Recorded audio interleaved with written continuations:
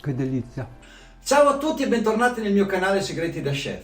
Oggi vi propongo la ricetta della torta inglese, la shepherd pie. Per realizzarla ci serviranno carote, cipolla, patate con la buccia, mi raccomando dopo vi spiego anche il motivo, burro, il formaggio, il cheddar che ancora lo devo andare a comprare, l'olio extravergine di oliva, l'agnello, in questo caso la pancia d'agnello disossata, un bicchiere di vino secco, concentrato di pomodoro e i piselli. Andiamo a vedere come procedere. La prima cosa che dobbiamo fare è andiamo a mettere a bollire le patate. Le mettiamo a bollire con la buccia in modo che l'acqua quando bolle non vada all'interno della patata e non diventa acquosa. Io gli metto già l'acqua direttamente calda, guardiamo che siano tutte belle immerse sotto l'acqua e le mettiamo su a cuocere. Tagliamo la cipolla, tritiamo la cipolla. Non c'è bisogno di fare un tritto perfetto che poi la cipolla si scioglie, però non deve essere troppo grossa. Una volta che l'abbiamo tritata la mettiamo nella padella, gli mettiamo un goccino d'olio e la mettiamo a soffriggere a fiamma non troppo alta. A questo punto andiamo a tagliare le carote. La carota deve essere tagliata a una dadolata non troppo grossa, cercando di farla il più simile possibile per avere una cottura omogenea. Deve essere una dadolata perché nella shepherd pie la carota si deve vedere. Quindi le andiamo a tagliare così. Finite di tagliare, le appoggiamo nel piatto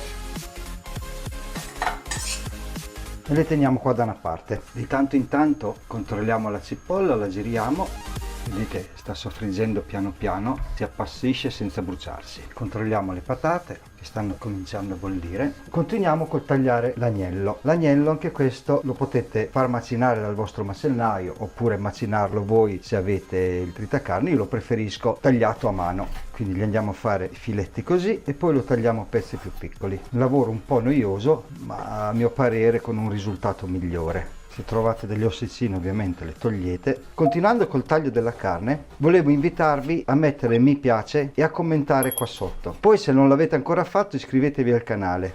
Per voi tutto questo è gratis. A me e al mio canale fa una differenza incredibile. Vedete, non c'è bisogno di fare i pezzi perfetti, regolari. L'importante è sminuzzarlo. Poi comunque la carne d'agnello sapete che è molto grassa. Con una lunga e lenta cottura si sbriciolerà in bocca. A me non piace macinato perché questa ricetta macinata mi dà un senso tipo ragù. Non mi sembra, anche se è fatto con l'agnello, non mi dà la stessa sensazione di avere un pezzo di carne un pochettino più grosso, più corposo, e quindi la preferisco tagliare a mano. Una volta tagliata la appoggiamo anche questa nel piatto, così ci facciamo spazio nel tagliere e continuiamo a tagliare. Di tanto in tanto non ci scordiamo di controllare la nostra cipolla, che vedete si sta passando bene e comincia anche a dorarsi nei bordi, quindi prestiamo attenzione. Tra poco buttiamo giù le carote.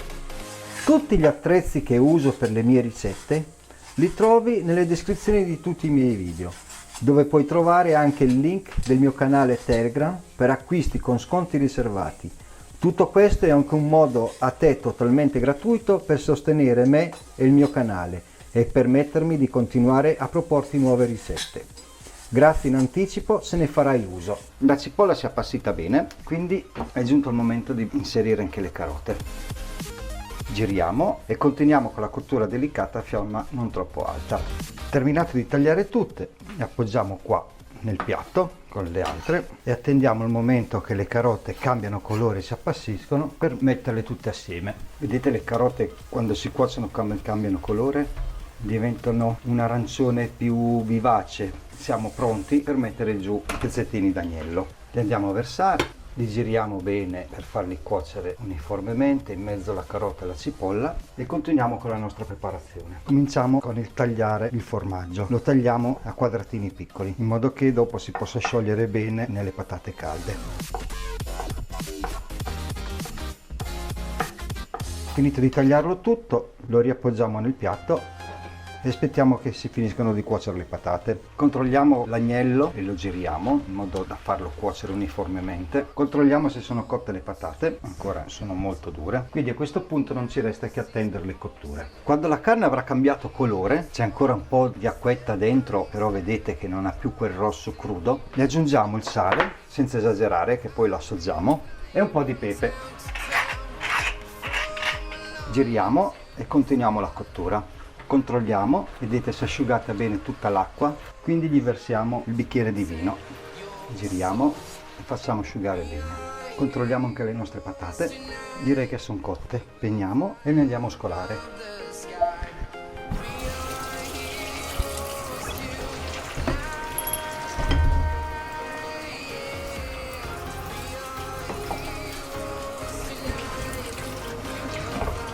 Come vedete le bucce delle patate sono tutte intere, quindi non gli è entrata l'acqua. Per questo motivo ho messo l'acqua calda per fare in modo che la buccia delle patate rimanesse tutta intera e non gli entrasse dentro l'acqua. Nella stessa padella ancora calda le andiamo a mettere il burro e lo facciamo sciogliere.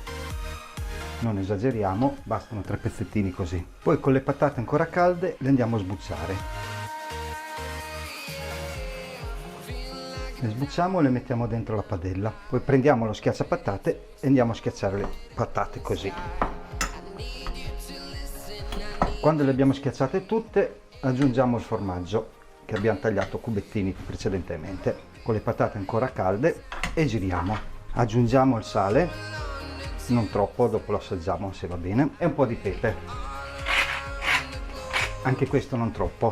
Giriamo, insaporiamo tutto bene. Vedete il formaggio si è sciolto e comincia a filare. Se lo volete che sappia più di purè gli aggiungete un goccino di latte, io lo preferisco così. Lo assaggiamo, direi che va bene, quindi copriamo e lasciamo qua da una parte. Controlliamo se si è asciugato tutto il vino, mi sembra di sì. Vedete c'è rimasta solo la cremina e il grasso dell'agnello che ha cominciato a sciogliersi, quindi gli andiamo a mettere un po' di concentrato, all'incirca un cucchiaio e mezzo, e giriamo. Lo facciamo amalgamare tutto bene e aggiungiamo i piselli. Amalgamiamo bene anche i piselli e aggiungiamo subito l'acqua. Anche in questo caso metto l'acqua calda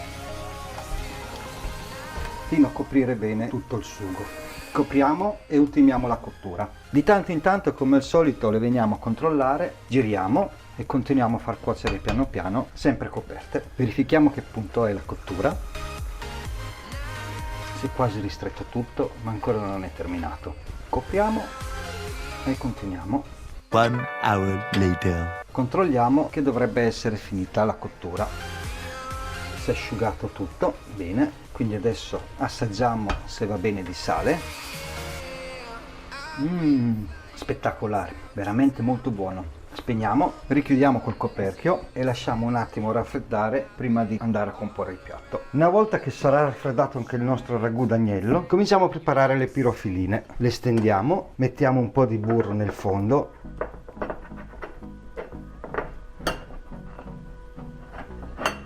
Poi prendiamo il nostro ragù d'agnello e lo stendiamo, lo dividiamo nelle varie pirofile. Lo spalmiamo per renderlo uniforme.